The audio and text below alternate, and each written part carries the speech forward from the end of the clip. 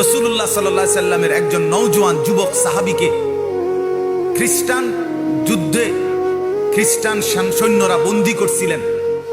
খ্রিস্টান সেনাপতি এতটা সুন্দর ছিলেন, উনি নিজের মেয়েকে বিয়ে দেওয়ার জন্য খ্রিস্টান সেনাপতি ওই যুবক সাহাবীকে প্রস্তাব দিছিলেন, তুমি আমার ইসলাম ছেড়ে খ্রিস্টান ধর্ম গ্রহণ করো, আমার সুন্দরী রূপসী কন্যা তোমাকে বিয়ে দেব।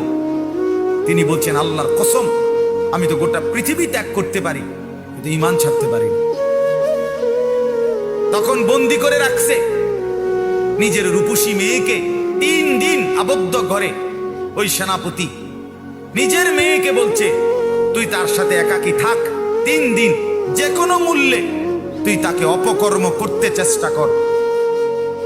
3 দিন পরে সেই মেয়ে ওই আবদ্ধ ঘর থেকে বের হয়ে বলছিল, বাবা ইন্নাহু হাজারুন আম শাজারুন, আল্লাহর কসম বাবা, আমার মনে হয় যে এই লোকটা এটা হয় পাথর নয়তো কোনো গাছ। লা ইয়ালতাফিতু ইলাইয়া মাররাতান, সে তো আমার দিকে একবারের জন্য এক নজর ফিরেও তাকায়।